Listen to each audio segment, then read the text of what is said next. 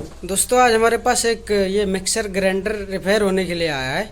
और इसमें प्रॉब्लम क्या है कि इसमें इसका कोड लगाने के बाद और इसका जो स्विच होता है, रोटरी स्विच जो होता है दोस्तों, उसको घुमाने फिराने पर कुछ नहीं होता। यहाँ पे देखिए मेरा बोर्ड है और यहाँ पे प्लग को इंसर्ट कर दिया उसमें मैंने, और इस जगह पे उसका ये रोटरी स्विच है।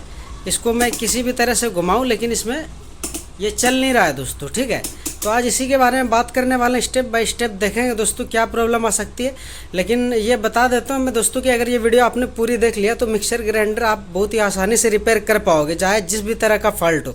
इसमें मैं क्लियर करके, बहुत छोटी सी वीडियो होने वाली है दोस्तों, लेकिन पूरी तरह से आपको क्लियर करके दिखा दूंगा और बता दूंगा ताकि आप खुद से ही रिपेयर कर सको इसको। और ज़्यादातर इसको घर पे ही रिपेयर कर लोगे दोस्तों, आप मैकेनिक नहीं भी हो तो भी इसको रिपेयर कर सकते हो बड़ी आसानी के साथ। चलिए देर ना करते हुए जल्दी से इसको ओपन कर लेता हूँ, ओपन करने के बाद आपको दिखाता हूँ। तो देखिए यहाँ पे पेच लगा हुआ था, इसको ओपन कर लिया दोस्तों। और ओपन करने के बाद कुछ इस तरीके से पलट देता हूँ इसके पीछे वाले कवर को। और इसको टेस्ट करने का सबसे अच्छा तरीका क्या होता है दोस्तों, देखो मल्टीमीटर, अगर आप मैकेनिक हो तो उसके लिए बता रहा हूँ दोस्तों कि मल्टीमीटर तो आपके पास होना ही चाहिए, ठीक है। इसको AC 600 के रेंज पे आपको सिलेक्ट कर लेना पड़ेगा और ये यहाँ पे लगा हुआ है, ठीक है। तो सबसे पहले ये देखो मेन तार यहाँ से आया है दोस्तों, आप गौर करें। ये मेन तार एक यहाँ रोटरी स्विच पे चला गया दोस्तों और दूसरा ओवरलोड स्विच पे आ गया है यहाँ पे, ठीक है। तो इन दोनों मेन लाइन में पहले मुझे देखना है कि यहाँ पे मेन करंट आ रहा है या नहीं आ रहा है। तो आप मीटर पे देख सकते हो 175 वोल्ट आ रहा है, मतलब एसी करंट यहाँ तक ठीक है। इसके बाद यहीं से फिर ओवरलोड स्विच के उस पार में वोल्टेज आता है और यहाँ से मोटर पे चला जाता है उस तरफ। तो सबसे पहले चलिए, अब यहाँ तक तो करंट ठीक है। इसके बाद मैं देखता हूँ आ रहा है क्या, तो यहाँ पे भी ठीक है दोस्तों, इतना हो गया। ये मतलब ये ओवरलोड मेरा स्विच एकदम ठीक है। लेकिन आपको मैं बता देता हूँ, अगर मिक्सर आपके पास रिपेयर होने के लिए आता है तो आप मिस्त्री हो तो आपको पता होगा कि अगर 100 आपके पास आएगा तो 50 में कम से लगभग ये वाला फॉल्ट आपको मिलेगा कि ओवरलोड स्विच खराब हो जाता है उसका ज़्यादातर, ठीक है। इसमें ओवरलोड स्विच ओके है, फिर भी ऐसा प्रॉब्लम क्यों, डेड क्यों है। उससे भी पहले एक चीज़ आपको देखना पड़ता है, जब आप मिक्सर को खोलो ना तो एकदम फिजिकली देख लेना पड़ेगा कि कोई चीज़ डैमेज तो नहीं हो रहा है इसका।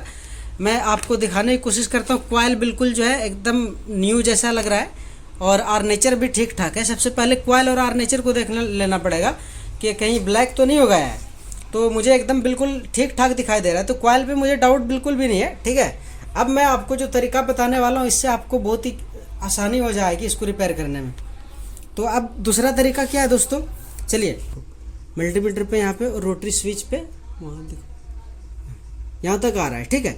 तो अब यहाँ से ना इसको जिस ऐसे रोटेट जो कराते हो, एक बार घुमाया तो दूसरे पॉइंट पे इसका करंट आना चाहिए।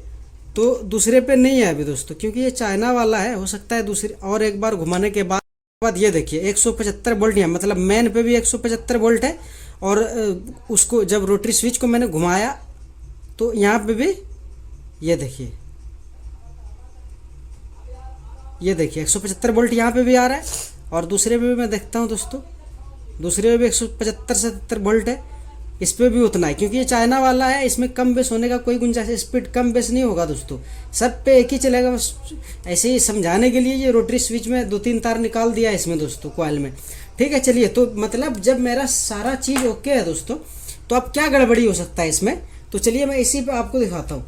अब सबसे पहले आपको क्या देखना पड़ेगा, ये जो मेन लाइन, ये जो जोड़ देखो इतना पड़ा हुआ है दोस्तों, तो ये सब जोड़ को देखना पड़ता है आपको। जब कॉइल भी ओके है मेरा, ये रोटरी स्विच भी ओके है, ओवरलोड स्विच भी ठीक है, तो अब सबसे पहले जो आपको काम करना पड़ता है, ये जो ज्वाइंट दिया हुआ है ना दोस्तों, कॉइल का लूप और ये जो वायर अलग से जोड़ा गया, इसका जोड़ सबसे पहले आपको देखना पड़ता है। तो इसका मैं जोड़ देख रहा हूँ, बिल्कुल सही है। इस तरह से अगर आपने रिपेयर किया तो बहुत ही आसानी से रिपेयर हो जाएगा दोस्तों, आपको परेशान होने की ज़रूरत नहीं पड़ेगी इसमें।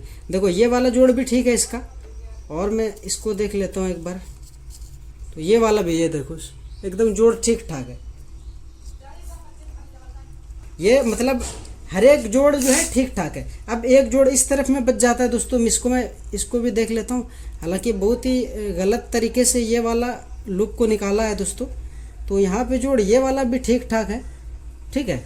इसमें अंदर में एक स्लिपिंग पाइप दिया हुआ है, इसको मैं नहीं, उधर तो ठीक है, यहाँ से एक कट लगा हुआ है, यहाँ पे भी देख लेता हूँ, तो यहाँ पे भी ज्वाइंट ठीक है दोस्तों, ठीक है। तो अब मुझे देखना है एक बार फिर से मल्टीमीटर को, यहाँ पे देखो लाइट मैंने दे दिया, ये देखिए लाइट दे दिया।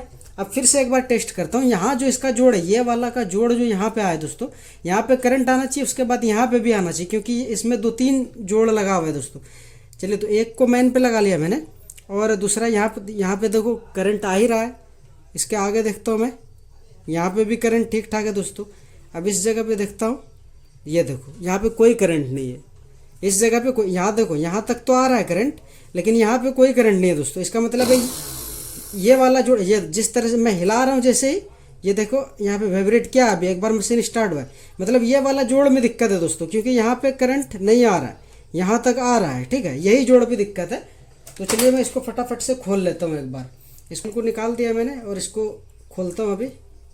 ये देखिए, तो जोड़ इसका पॉलिश करीब, इसमें पॉलिश जो पेपर पे चढ़ा रहता है दोस्तों, ये वायर पे जो पॉलिश चढ़ा, एल्युमिनियम कॉइल इसमें, तो ये पॉलिश बिल्कुल झड़ा हुआ नहीं। जो झड़ा मतलब जितना सा निकाला होगा वो टूट गया था, मतलब सड़ के।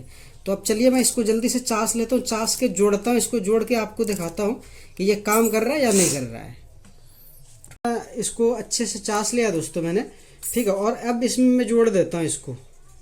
ये जोड़ने के बाद ये गारंटी है कि इसको, ये वाला जो जोड़ लगा दिया मैंने ठीक से। अब दोस्तों अब इसमें दिक्कत नहीं आने वाली, ये डायरेक्ट चलेगा। और ये देखिए, अब मैं जैसे इसका प्लग लगाऊंगा, ये देखिए ये स्टार्ट हो चुका है। तो आपको देखिए मैंने दोस्तों, इस तरह से आप अगर चेक करते हो, इस तरह से जैसे मैंने बताया, बिल्कुल नया भी रहेगा कोई तो वो भी ये रिपेयर कर लेगा। बस उसको ये स्टेप अपनाना होगा जिस स्टेप से मैंने आपको बताया है दोस्तों। सब देखिए कितना मस्त चलने लगा ये देखिए। अब मैं लाइन में लगाया और जैसे इसका स्विच घुमाऊंगा मैं, ये देखिए,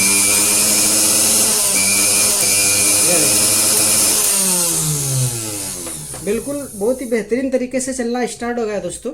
और इसी तरह से आपको भी रिपेयर, चलिए मैं इसको जल्दी से फिटिंग कर लेता हूँ। फिटिंग करने मेरे पास देखिए दोस्तों, अगर गांव गिराम से ये वीडियो आप देख रहे हो तो एक काम अगर करोगे, जैसे पंखा का काम कर रहे हो दोस्तों, तो सिर्फ पंखा का करोगे तो फिर फेल हो जाओगे, क्योंकि गांव में ना सब काम करके रहना पड़ता है दोस्तों। हर एक काम अगर जानते हो आप इस फील्ड, इलेक्ट्रॉनिक्स के फील्ड में, तो ही आप गांव में टिक पाओगे। शहर में क्या होता है कि शहर में अगर एलईडी बल्ब भी सिर्फ आप रिपेयर करते हो ना दोस्तों, तो एक दिन में 100 एलईडी बल्ब वहाँ पे पड़ता है, लेकिन गांव में ज़्यादा से ज़्यादा 2, 4, 5, 10 आएगा आपके पास।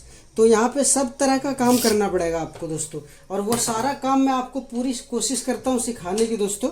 और मेरा मकसद ही यही है कि आप अब अच्छी तरह से और बहुत ही आसान कम समय में आप काम सीख के और अपना धंधा पानी स्टार्ट कर सको दोस्तों। चलिए मैं इसको फिटिंग कर दिया, और फिटिंग करने के बाद एक बार फिर से इसका प्लग लगाता हूँ यहाँ पे और आपको दिखाता हूँ। ये देखिए यहाँ पे इसका रोटरी स्विच है, इसको जैसे ही घुमाता हूँ मैं, ये स्टार्ट हो गया। तो इसी तरह से इसको आप रिपेयर कर सकते हो दोस्तों। यही आशा के साथ कि आपको वीडियो पसंद आई होगी। अगर वीडियो पसंद आई है तो वीडियो को लाइक कर दीजिएगा। साथ में अगर चैनल पे नए हैं तो चैनल को सब्सक्राइब करके बेल आइकन पे सेट भी कर लीजिएगा, ताकि इसी तरह का इन्फॉर्मेटिव वीडियो आप तक पहुंचते रहे। और फिर मिलते हैं अगली वीडियो में, तब तक के लिए जय हिंद, वंदे मातरम।